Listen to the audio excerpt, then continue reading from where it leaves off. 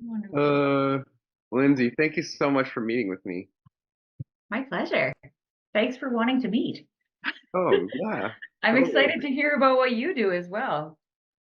Well, feel free to ask away. I dabble in a lot of things, but I'm just, trying to make my time here on Earth count and do whatever I can get into here. And um, yeah, there's a lot of options, a lot of great stuff happening. And yeah, I'm so right now a client popped up a few months ago, and looks like we're going to go to St. Lucia next month.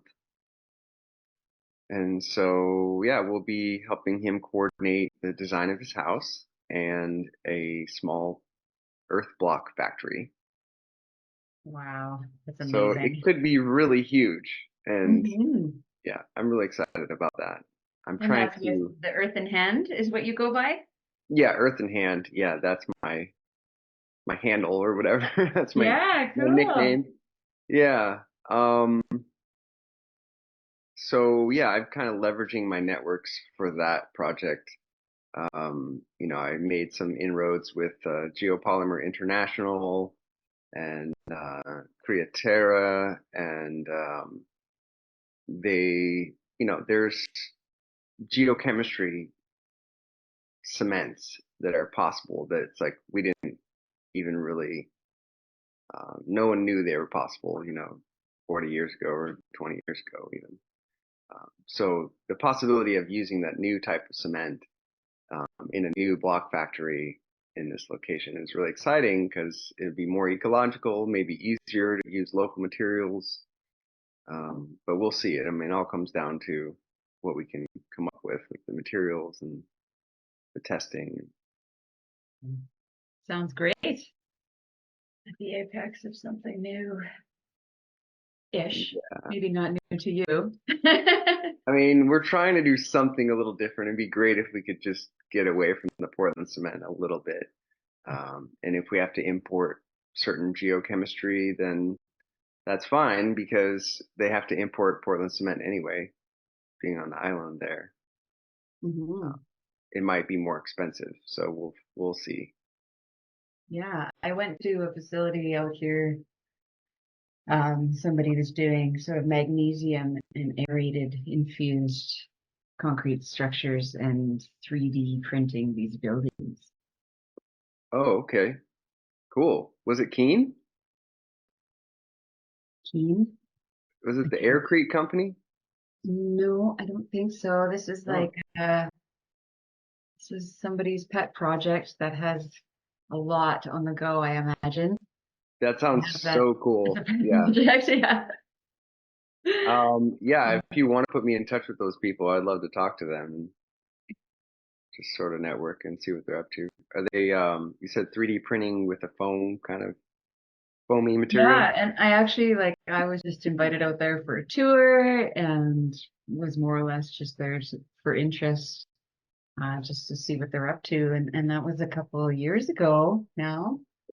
Mhm. But I haven't kept touch. I haven't gone back or anything like that. There was a lot going on the property. It was a Hutterite colony that was purchased, and then there's a whole bunch of stuff going on. A mushroom farm. They were making biogas.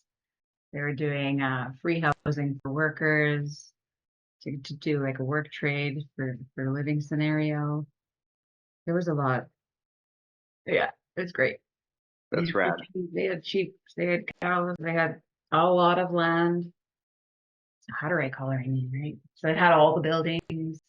Yeah. I love that. Yeah. That's Anyway, really so cool. what did you want to Wow. interview me for? Oh, just everything, just like how you got to where you are now and like what your team is like and what are you excited about now? What are you guys working on? And just to start, I mean, Who are you? Who are you and why are you here? what are you up to? I mean, I hear from Jim, pretty often, but and just thanks again for like your generous like help for the bioarchitecture course, like the materials that you gave us were really helpful. I think the students appreciated that.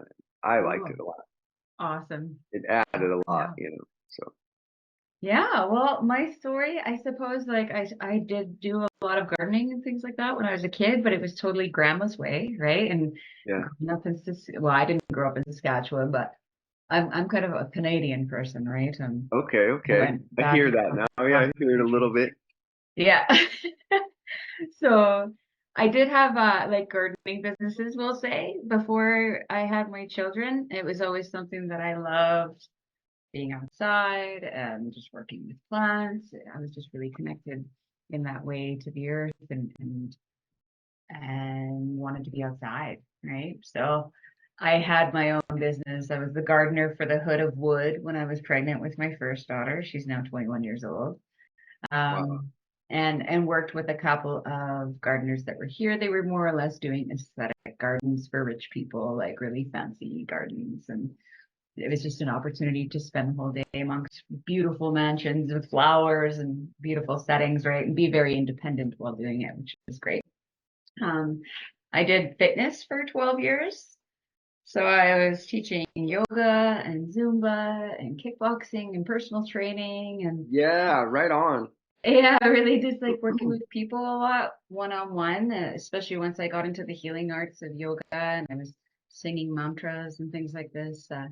I found that you develop these relationships with people so much that you become their confidant or their counselor, right? So you work with people not only on the physical level, but they come to you for their mental, spiritual, emotional needs as well. So I feel like that background really influences the work that I do here with people and being able to kind of figure out where they are at on their level and kind of match their frequency in terms of displaying ideas, sharing ideas, and opening up to a world that they're able to tap into, kind of thing. Um, I was also a performer. I'm a performer. I'm a musician. I do a lot of like used to do go-go dancing and stage shows and things like that. So being in the public eye was very comfortable for me in terms of having to, show up and do talks and things like that, and just being comfortable with telling the story and being engaging for people. And I'm still doing music. It's definitely a real passion of mine. I bought What do you play? I play a lot of instruments. So I've written over 100 songs on guitar, and now I'm learning piano and singing because I've never been able to do that. So I got a piano and I'm playing, 3 or 4 nights a week, just writing my own music. And I have a harp and sound bowls and harmonium. I have lots of guitars, bass guitar, trumpet, flute. And then I have digital synthesizers as well. So I have like a touch screen synthesizer chaos pad and loop station. And then I got a drum machine studio. So it's like electronic beats. So there's a lot going on in the background with that as well. And Radical. photography and video as well for about 20 years. So all of these things that I've done in my life, they weave so well for permaculture, right? They all lend so well to the work that I'm doing now, which is great. Of course, a few years ago, that big thing happened and I lost my career. So I started teaching music to kids, right? And wasn't going to be teaching yoga anymore. That pretty much just stopped dead in the water, right? So it was an opportunity for me to be like, maybe it's time for a change. I've done the fitness thing now for 12 years. Can't be all of life, right? Doing that thing. And Yeah. yeah, so it just seemed like the natural progression because I was like, if this is where the world is going, where are my farmers at? I'm out. Get me out of the city, get my hands in the dirt. That will keep me well through this, if this is the way we're going, right? Yeah, yeah. Yeah. So I followed Yeah, that that's lead and I good. got my permaculture design certification through Verge. They're based out of Alberta here.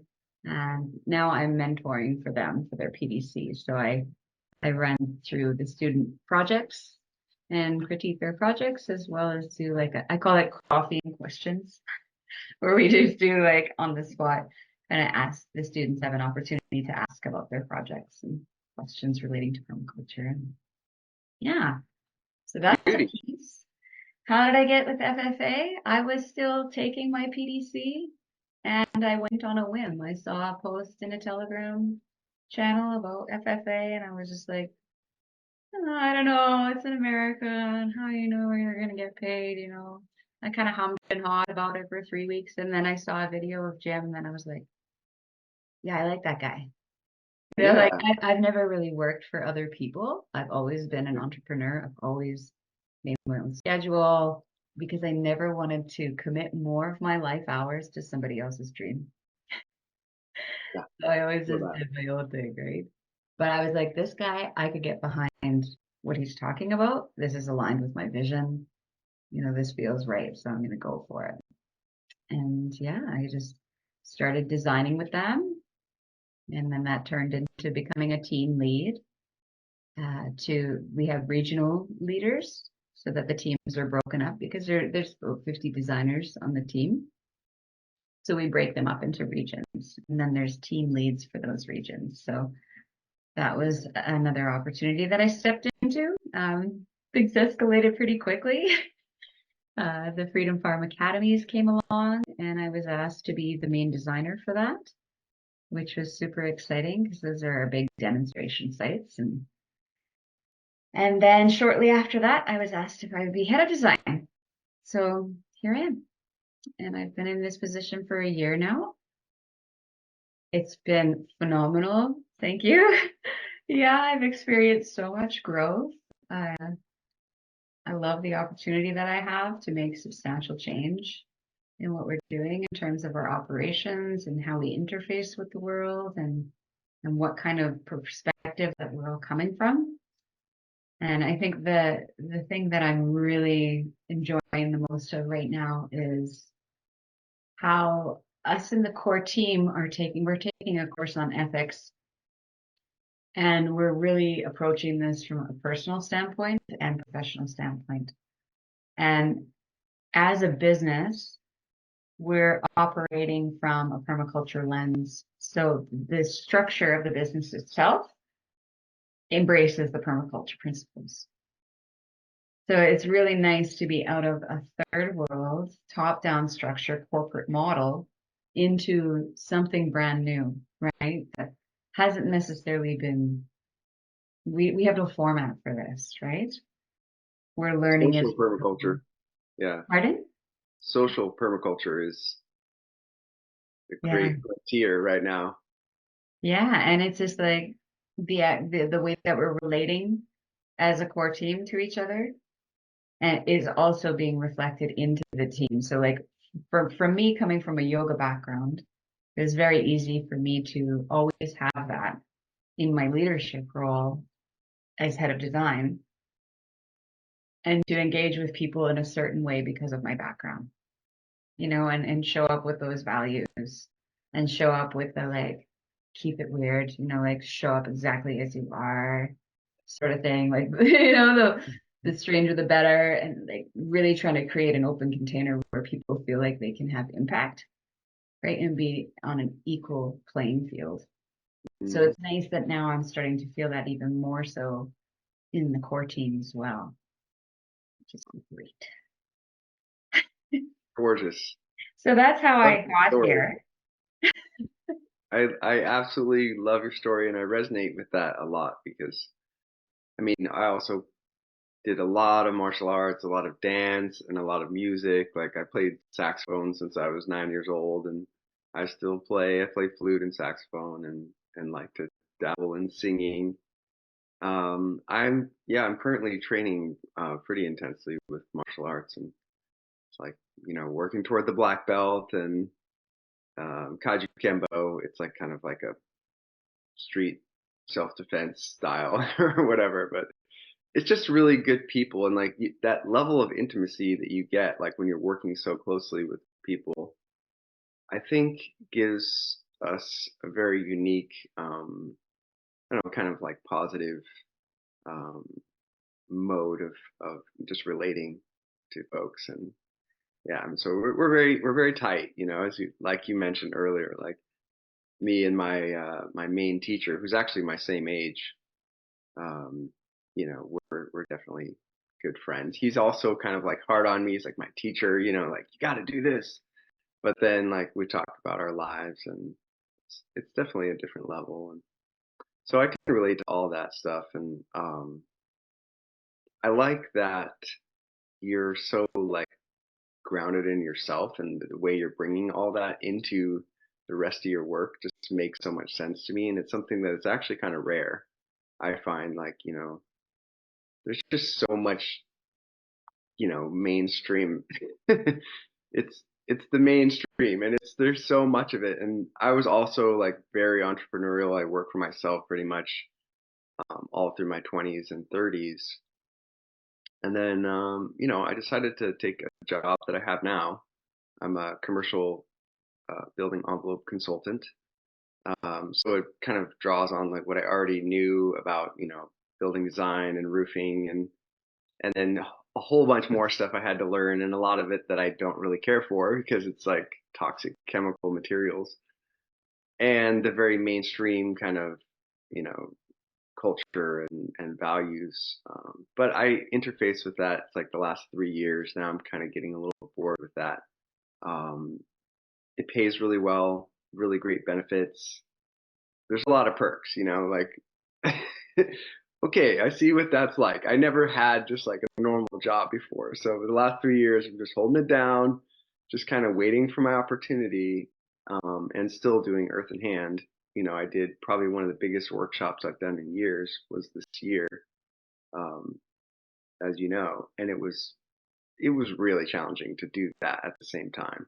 Yeah, I don't know. I'd love to hear more about that. Tell me about your workshop. Well, that's what I was asking for your You got to jog my memory. materials for. Yeah, because it was like I created this event. It's called the Bioarchitecture Primer, and similar to some of the other past events that I've created. I've taught at least one or two workshops every year since 2001, something like that, and sometimes like 10 workshops a year.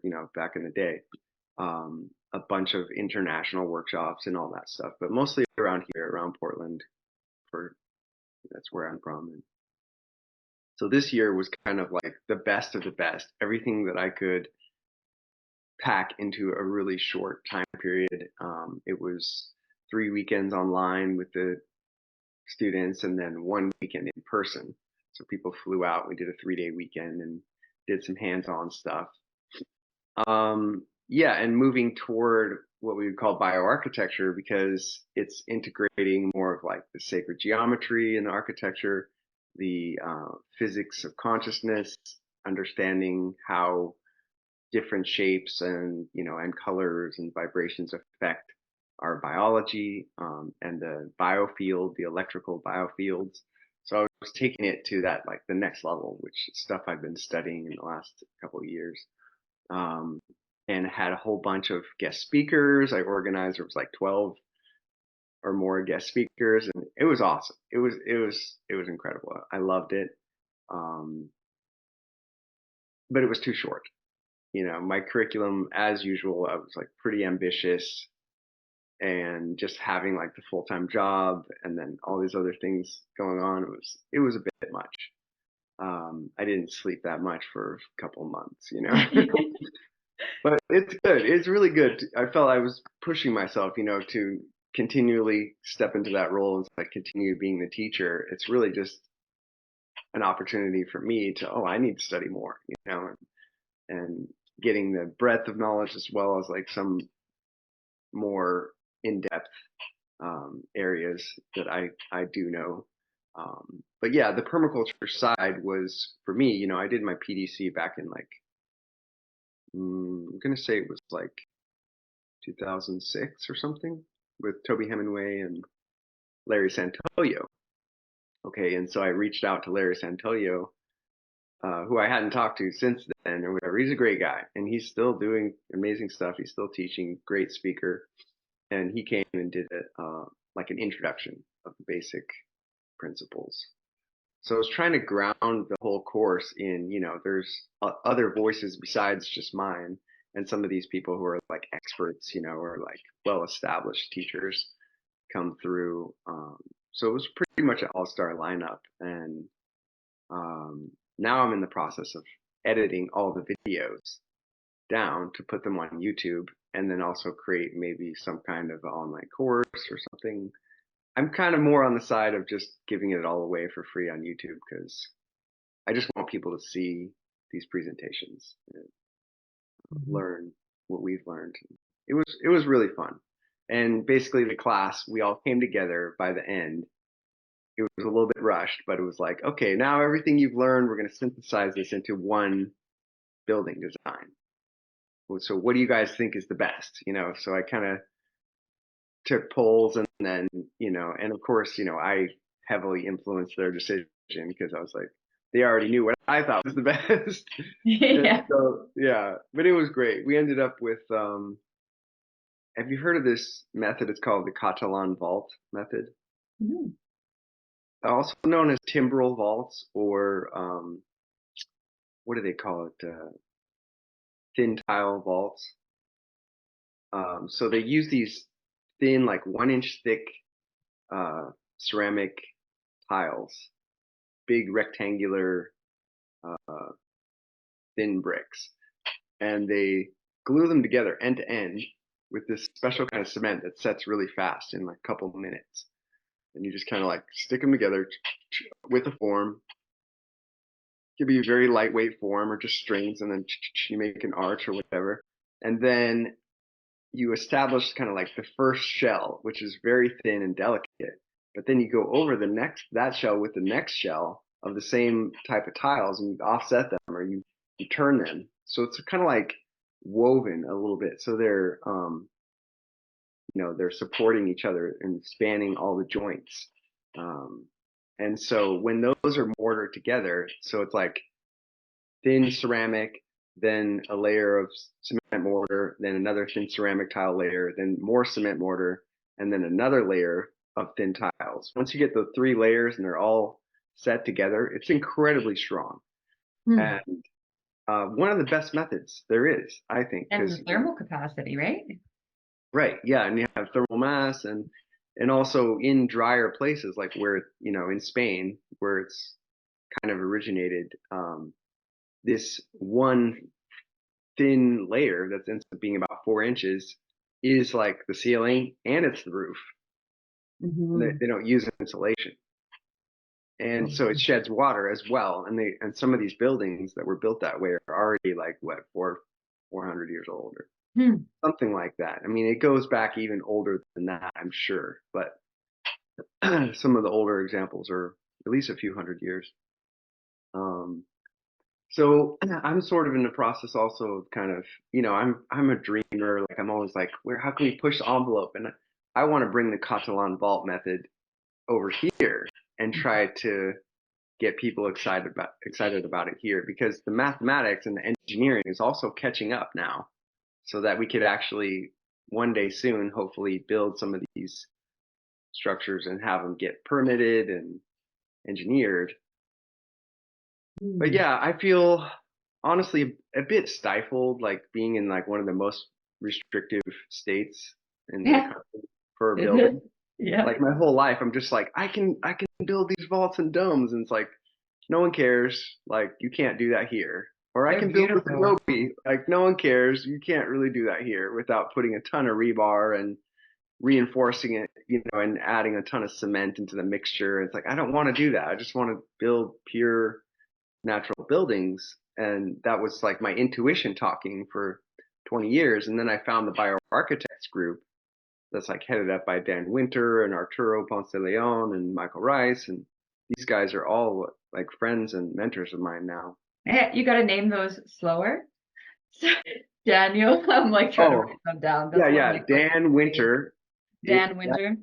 If you watch my YouTube channel, like people will tell me, like, you talk about Dan Winter all the time. Like, and I'm like, yeah, because he's that awesome. It's like he just it's not his personality. He's a great guy. I love him. He's, on a personal level, but it's this physics that he has pioneered and promoted is kind of like, how to explain? It's like foundational physics that physics missed, that he has Hmm. gone back and figured out and explained very clearly for all of us to get it, that when you take the Planck length, which is like this really, really, really tiny length that's related to like this fundamental like lengths of, atoms and Yeah, there's like quantum stuff. I know yeah, the yeah, Planck length. It's like it's yeah, a constant. Okay, Max Planck's constant, all right? You take yeah. that and you multiply it times integer exponents of phi being the golden ratio, 1.618. This mathy stuff is the answer, and it's like this, you can see that they use these same series of numbers in like designing the pyramids, and you can find the same series of numbers in the relationships of the planets and the stars and the atoms, and you find it over and over again. It's the same series of numbers. And so and it's sacred geometry, it's fractality, the fractal nature of nature. And so when we start to use that and then apply it to building design, that's when we're starting to call it bioarchitecture. That's the term that I think Dan came up with or whatever. So these guys, and Michael Rice, very prominent architect from Ireland, and then Arturo Ponce de Leon and his wife, Lydia Guyan de Leon. How would I spell Arturo? I got Arturo. Ponce, How does his last name? it's 3 words. Ponce, Yeah. Ponce, space de, space Leon, Okay, Leon. got it. Thank you. And all those people, I interviewed all of them on my YouTube channel, and it's all just like came out. And I started my podcast last year, and and I interviewed all. That's how I met Jim, right? I interviewed Jim, and um, or that's how I got to know him. Let's say we'd already met, but anyway, these bioarchitect guys, I think, are just on.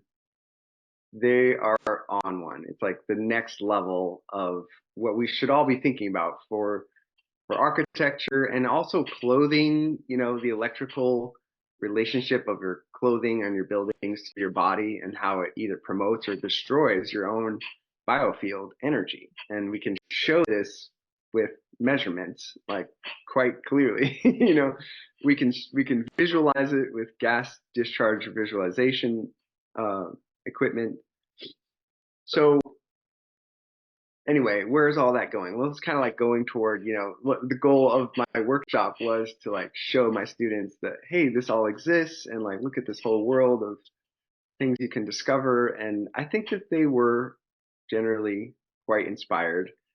I was super inspired. I was like, let's do it. And so I pretty much spent like all the profits from the workshop on materials to build a uh, sort of scaled down version of a Catalan vault to kind of practice my technique because I went to Spain last year and I was studying there to develop that technique, and I just need some practice and I wanted to show people what's possible.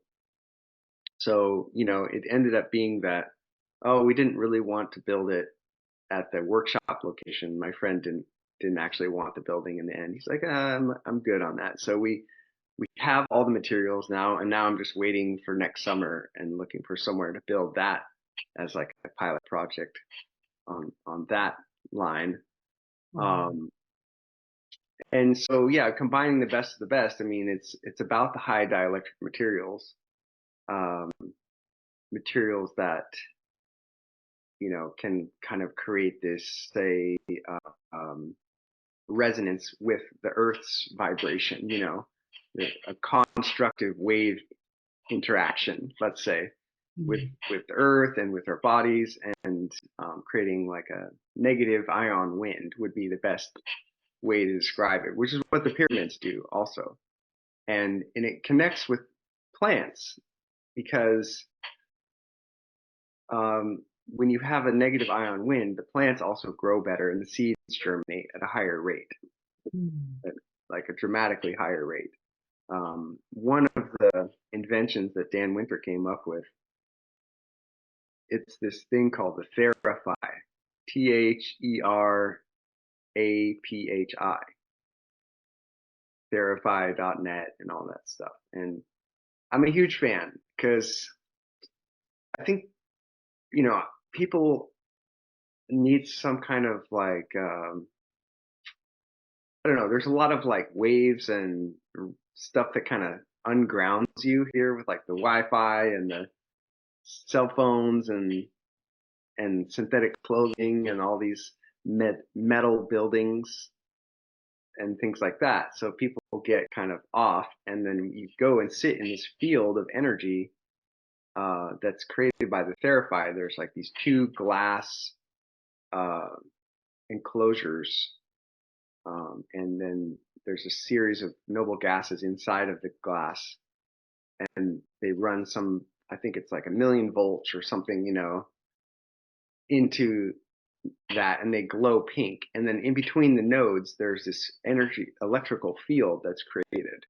And the electrical field is tuned to Planck and the phi golden ratio with the equation that I told you about. So so it's like you're getting this like energy field that's already tailored to the fractality of nature, and it fits with your body. And so, I go and I'll sit in this thing, and I sit in the field. And honestly, I don't really feel anything while I'm sitting there or laying down.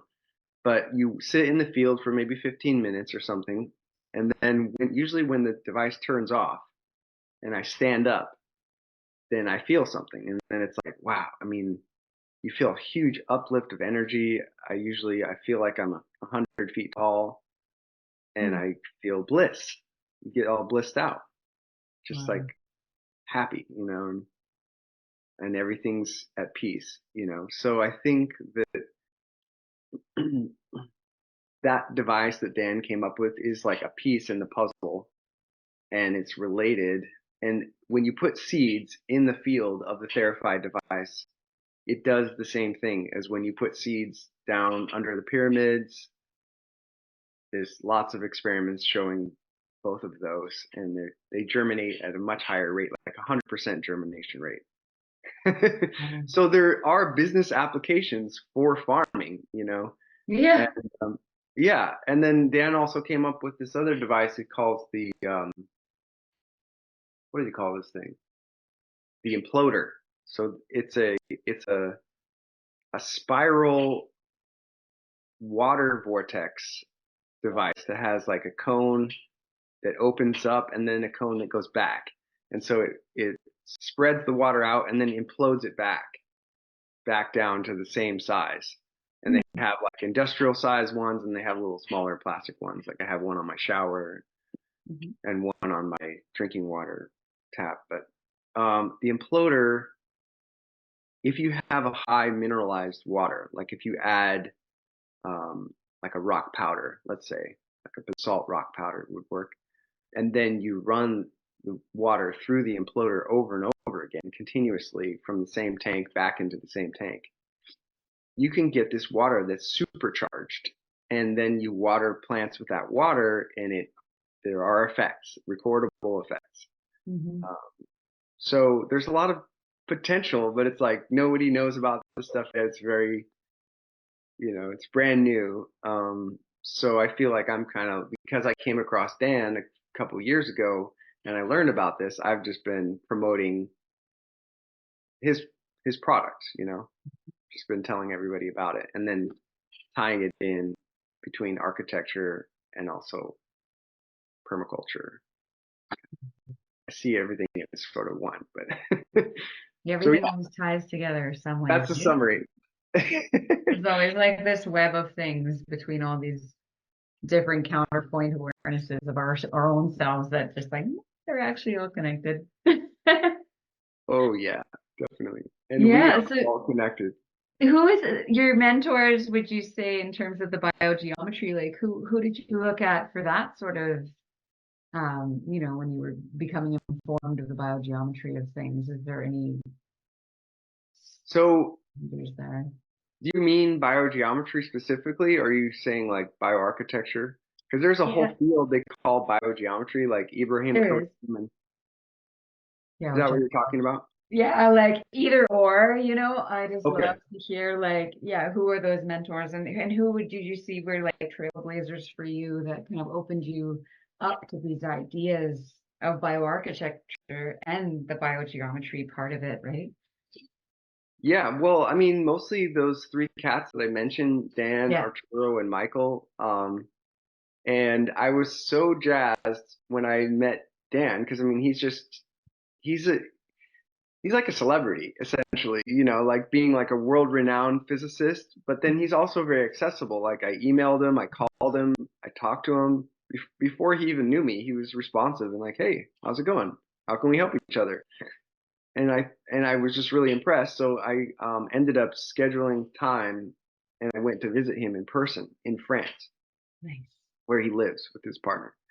And so I made some time and just wanted to continually, like, I love this, like the networking, that's where everything great starts, right?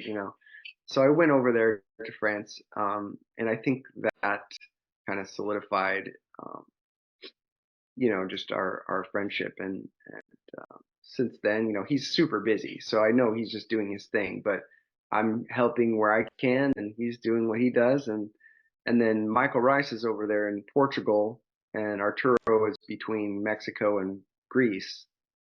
And Arturo's wife, Lydia, also is expert in sacred location. So she studies the effects of geo forces and ancient temples on human biology.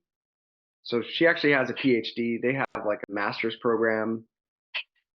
I might be taking the master's program. I'm not sure, but they're also friends of mine. And I haven't met any of those folks in person yet, but I think it just kind of started from initially realizing that Dan's equation is the answer. It's like this is a fundamental correction to modern physics that needs to be made. And you might be wondering, well, why isn't it adopted immediately now that it's proven that it's true? Well, there's resistance from the mainstream because they don't want to know the truth. They don't want to go in that direction. But you see, there's some researchers, like you look at Nassim Harriman, and a lot of people say he's a quack, but I think he's right on. Mhm. And Nassim and Dan also work together. Mhm. Um, and Nassim has his own lab and everything. And Mhm. I think a lot of what the papers they publish from Nassim's group are completely agreeing with what Dan is saying. So this fundamental like physics then changes everything we would do on our just everyday life, like everything based off of that so that it's harmonious and works Mhm. energetically. Yeah, try this thing out. Yeah, yeah. Yeah, it's exciting, right? I mean, but then it's like I guess I've kind of hit a lull recently where I'm just like, okay, I know all this stuff. I mean, I'm pretty skilled. I'm talented with building things. Like I have a lot of I'm a mason, I'm a carpenter. I can design and build a whole building from scratch, but I don't really work well with like all the building codes and all the rules, and I just don't like that stuff. And some of my greatest creations are in other countries for that reason. Mhm. Um, and just where to go from here, because I guess it's because I set some pretty steep goals for myself financially. Um, like I set the goal. I started, I don't know, about a year and a half ago. I was like, I'm gonna make some goal. I never had done that before. I just always just lived my life and was like, I'm gonna do this and that. I was more focused on what I was doing and not actually on like saving any money. And so now I'm kind of like, all right, I'm gonna get, I'm almost 45 now. I'm gonna get a little more serious. And so, I mean, last year I did what I said I was gonna do. I broke 100,000, and it was a first. Yes, I was like, good job. And so, but it ramps up from there. So, I'm not ready to like quit my job unless I can like move to a better opportunity. Mhm. Um, and I just don't believe that freelancing is gonna fit the bill at this time. Mhm. Maybe later. Mhm. So but yeah, so that kind of comes back around to it's like, all right, I'm actually really interested in what you guys are doing because of the scale and like the beauty of what you're up to. And then if I could be involved in some way, like in the future, I've already talked with Jim a little bit about it, mostly on the building design side, Hmm. but I could see myself growing into, working with these teams of designers that you have and just really enjoying it. And I don't know what kind of salaries you guys have, but it would be something I would really consider, and it would really do my heart well, to move into something I believe in more than what I'm at now. So Hmm. Awesome. Yeah, that could definitely appreciate some rumination on that in terms of like involvement and where would there be opportunity. And I feel like I'd like to see your videos, like if you could send me like your YouTube and your Instagram and all those social links so I can like your website so I can see more of like what you're actually doing, like what does this actually look like and what are sure. your offerings per se, if this is an education piece, right? It sounds like more of like a strategic partnership kind of thing where it'd be more us supportive of what you're already doing and integrating that what you're already doing into our network in a way that makes sense. Intuitively, that's where I go with that. It's like, well, I Interesting. see there's you have all this education, right? This very like fine niche education to offer. And we do have, it's funny that this guy's in France because I have a designer in France who's like fully into this stuff. So like I'd love to send her be like, hey, go see Dan. You're right there, like Oh, yeah. um so I see like that weaving. I see the weaving of even like offering a webinar. I know this isn't salary based, of course, but this is just an opportunity for you to talk about what you're doing to our design team. I think would be a really cool opportunity. Just for like you to share what you're doing with everybody and to also get them to start thinking in this way because you're bang on. Like not a lot of people know about this stuff, right? Even within the team, maybe it's just like something that they've heard of, but they haven't really gotten to delve into. So I can Yeah. definitely see that that would be of benefit to a lot of people. I'm all over it for sure. Yeah. I mean, it's so fundamental. Like, that's why I like talking about that fundamental physics part. It's like, that's why it's important. It's not just, oh, there's this clique of people or something. It's not like that. It's just the information is there. If you research, the numbers tell you everything. Hmm. And it could be applied to any area. I mean, water, cleaning water or charging water or germinating seeds, all very permaculture, biodynamic agriculture type stuff. Absolutely. And then there's more layers too though to what you're doing. Like there's all these different pieces. Plus there's like the project where you're going to St. Lucia, right? To build these blocks. You didn't talk too much about that, but so like natural earthen building materials, but then there's also, the Catalan vault, right? And having opportunity to have space to do that kind of thing, right? And working with these ideas. Like I'm sure there's multiple ways it could go just in terms of what your interests are, what you're passionate about in this moment and where you Well, yeah, and it's like the culmination of so many, a couple decades of just really studying architecture, independent study. I never got an architecture license or a degree, but I've built enough buildings and designed enough buildings that I think the different modes and design features that I have at the top of my list are currently they seem like the best of the best. So it's like you could pick from, four or five different materials and methods to fit a different scenario, a different location, and they would all work great, and they would all be very high level. I mean, including thin shell cement and possibly using some of these alternative cements for that. And there's a lot of things that haven't been tried yet. So anyway, yeah, it's all pretty exciting, but I also want to emphasize that like I don't know. I love architecture, but I'm totally open to, working more with plants and the larger landscape design and understanding, also working with the geoforces and locating things. Dowsing. I'm practicing some dowsing. I just see that, there's a lot of opportunity. If you look at, there's a company. So a former student of mine from, I think, like 2010, this guy Neil Spackman.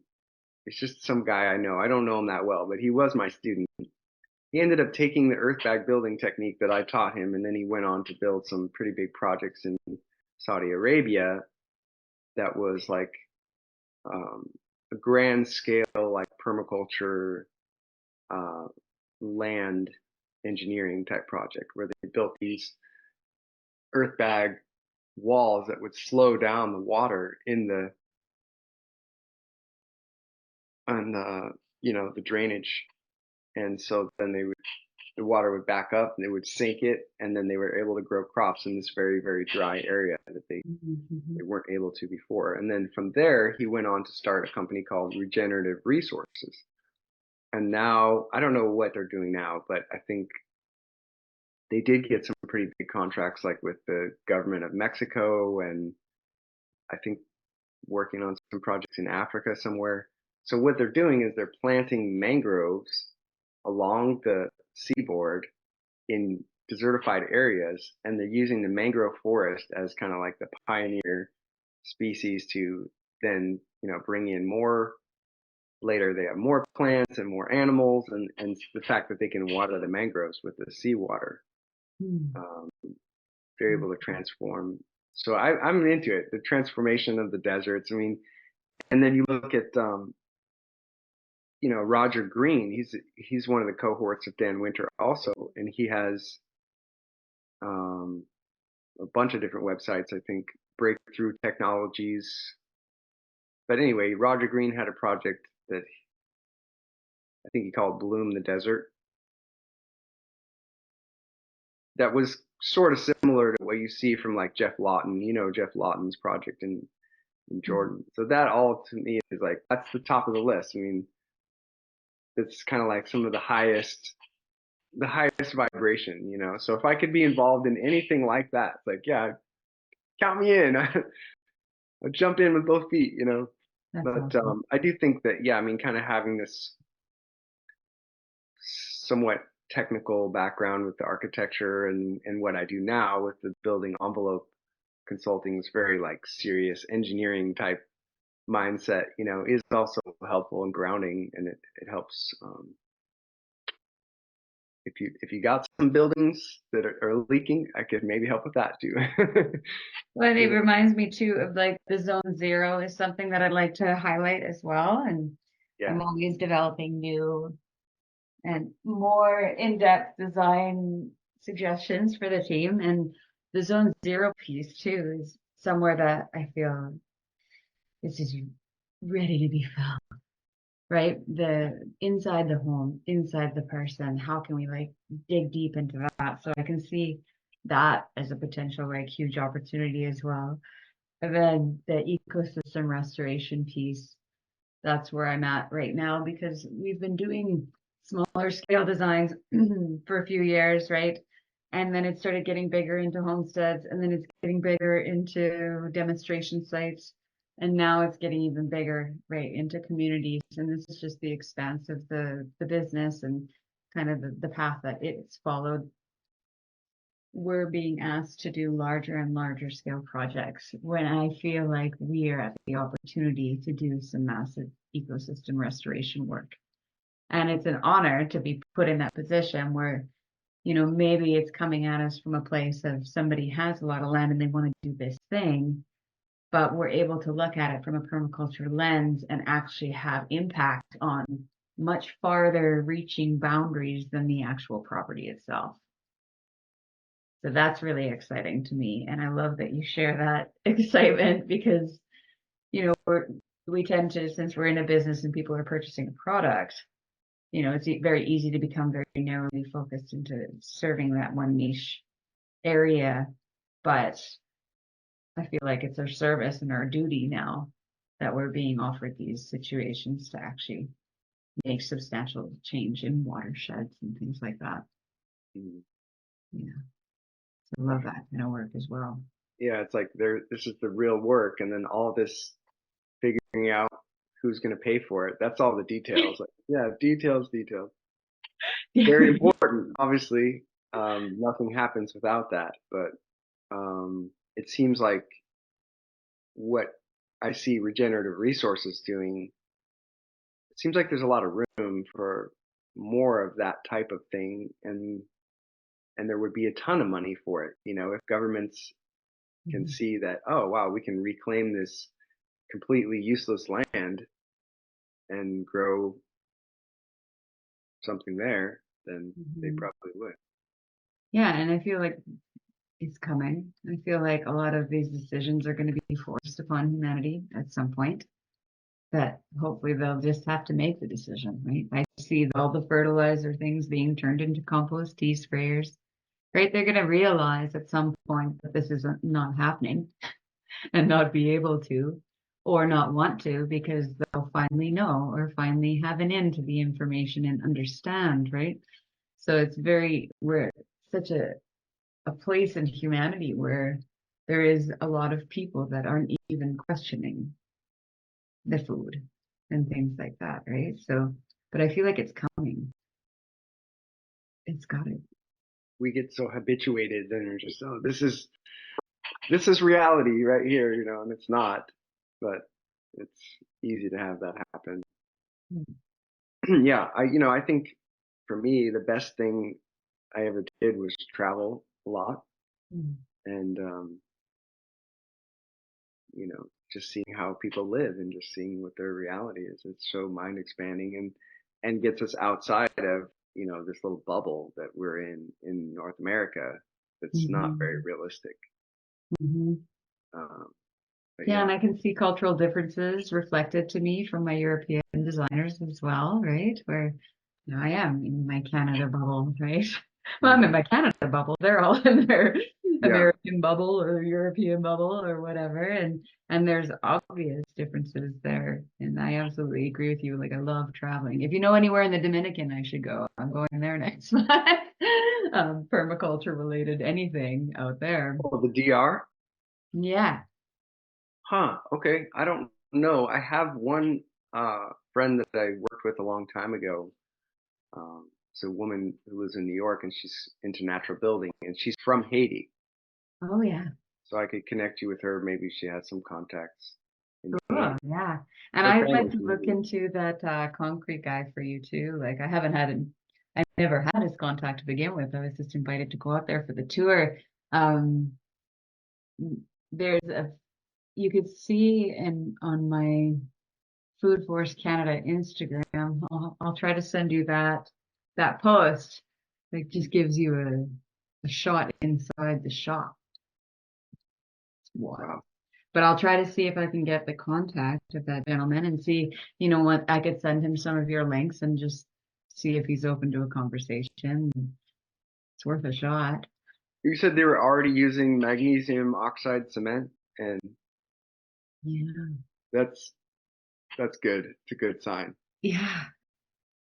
So I Yeah, didn't know much about it, but I did major in sculpture. I went to art school, so I understand like the casting process and the materials and what's going on and how it all works and everything like totally. that. And I was just It's like, not wow. that different than plaster of Paris. I mean, it's Yeah. Yeah. fairly Really similar in a lot lightweight. of.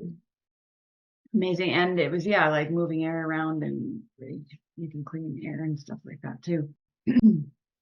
So It's really last year I cool. met a woman who's in Texas, and she told me about the magnesium oxide cement. I was unaware. So it just shows you how much is going on in the world. I could be studying earth building for decades and I didn't know about that. Yeah. And she gave me the recipe, and I immediately spent a few $1,000s on the materials and got all the materials. And we are, I have a whole like lab and stuff. It's all in the upstairs attic of my parents' garage, but I have all the aircrete machine, and I have a whole bunch of different types of cement experiments that I want to do, and a lot of those are magnesium oxide cements. Not 100% waterproof, but neither is Portland cement.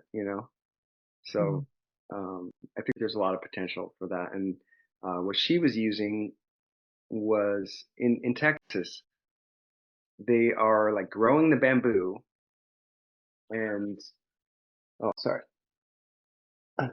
So I think you don't have to let the bamboo go to maturity the way you would for like a timber bamboo, because usually that takes a few years. You just grow the bamboo for 1 year. You end up with these small pieces, cut everything down, and they chip everything up. I think even the leaves and everything. Just run it all through a chipper, and it all gets little angular chunks. And they use the bamboo itself as the aggregate. So they're not even using sand. And they mix the bamboo aggregate with the magnesium oxide cement.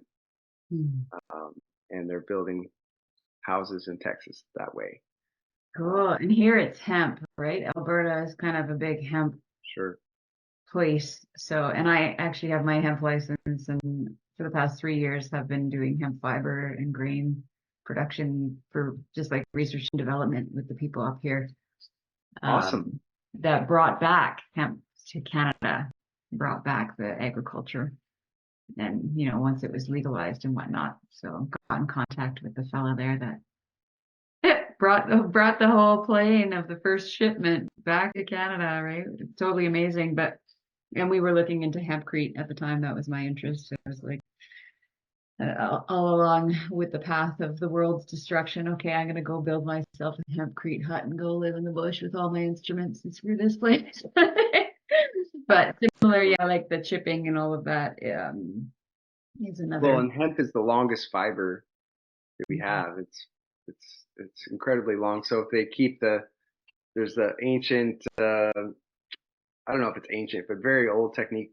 They call it isa chanvre from France, and they lay the hemp herds down, and they're 10-foot long fibers, going horizontally in the wall. So it's incredibly strong. They traditionally would use that with lime.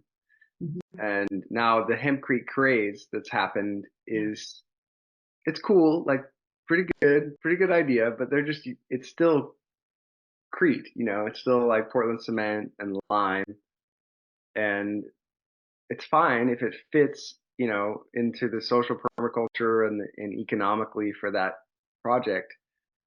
But there are the alternatives, and we got the magnesium oxide cement, we got the geopolymers. There's probably a few others on the list I could add, and I think it's not as known yet, and it's not as tested. But they could perform even better. The geopolymers are even stronger than Portland cement, like 10,000 psi in 1 hour or something. Like it's really incredible stuff. So I could see a lot of potential for those kind of R&D projects if it comes up. If anybody wants to do one and they want to do something that really pushes the envelope of what has been done before and what needs to be done next. And the people to partner with are definitely Geopolymer International. That's the American side of the company of Geopolymer Institute. And so the American company is only a couple years old. It's all brand new stuff, and they're just hitting the circuit of all the like building and trades expos, and they're showing everybody what they can do, and they 3D print in geopolymer cement as well. So yeah, cool. But I'm more about like hands, obviously employing people. Like I think robots are awesome, and automation is helpful.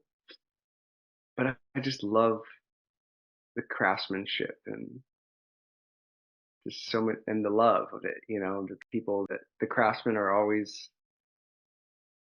that they're so into their work, and it's such a thing of beauty that why would you get rid of that and say no, let's just use these robots, like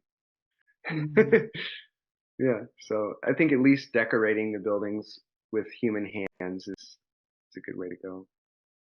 Yeah. Well, I think the best way, I have another call like right now, so I do have Okay, to end our conversation, but I'll let you go. Yeah. I would love to, from you, maybe just outlining a few of those areas that you, or it's going to kick All in. right. Happy New Year. Thank you. Yeah.